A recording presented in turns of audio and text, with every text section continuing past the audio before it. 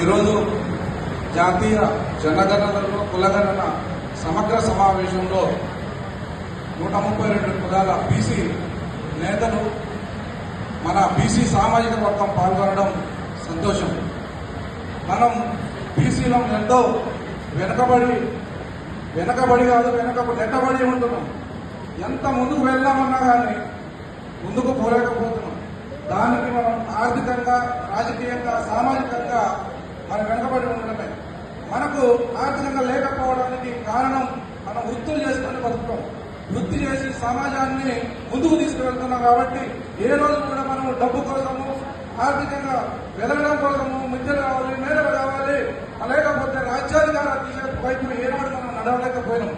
అందుకనే మనం వెనకకు నెట్టబడిపోయినాం. ఇప్పటి నుంచి అది కాదు, మనం మారాలి. మన బీసీ సమాజం మారాలి. మనకు ఒక సింహం లాంటి కవితక్క గారు వచ్చారు. అక్క గారి వెంట మనం ఉన్నామంటే మన జీవితాలు మారుతాయి.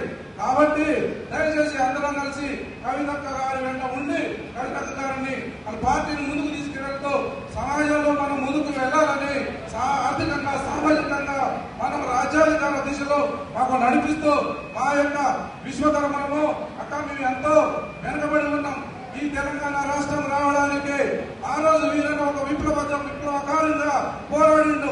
ఆ తర్వాత మన ఈ తెలంగాణని దిశ నిర్దేశించి మన జయశంకర్ సారు కేసీఆర్ గారికి రైట్ హ్యాండ్ గా ఈ తెలంగాణ ఉద్యమాన్ని నడిపించిండు.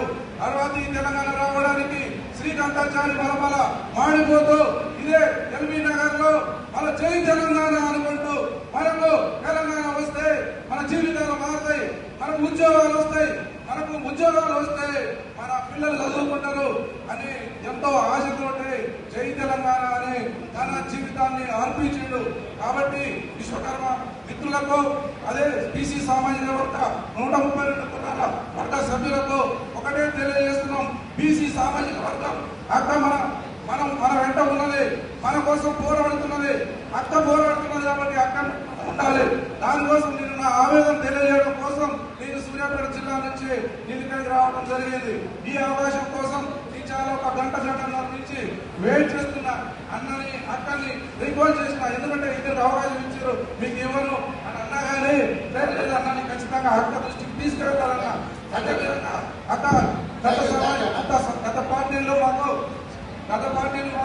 కార్పొరేషన్ ఇస్తారన్నది. కార్పొరేషన్ మాకు ఇవ్వలేదన్నా. మాకు కార్పొరేషన్ వచ్చినట్టయితే మా జీవితాలు మారతాయక. ఆ కార్పొరేషన్ కోసం మీరు ఎట్టి పరిస్థితుల్లో దయచేసి అది ప్రసాదించాలని చెప్పేసి అలాగే కోరుకుంటున్నాం. అదే విధంగా మా విశ్వకర్మలు, పంచదాయలు ఈ 5 కులాలు వృత్తి చేస్తే పక్కగలుగుతాం. కాబట్టి ఈ పంచదాయలకి 5,000 పింఛను ఖచ్చితంగా ఉండాలి. 5,000 పింఛను ఎట్టి పరిస్థితులు, ఎందుకంటే వాళ్ళు కష్టపడి పని చేస్తేనే ఈ సమాజం నడుస్తుంది. బొట్టు కోసే కత్తి నుంచి పొందబెట్టే గడపల దాకా మేము చేస్తాం.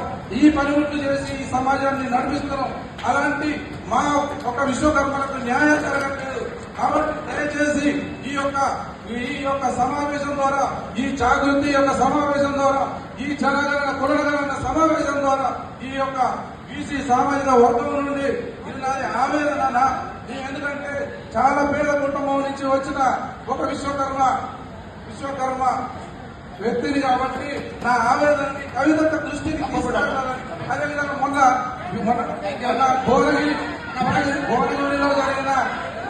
భువనగిరిలో జరిగిన స్వర్ణకారులు కూడా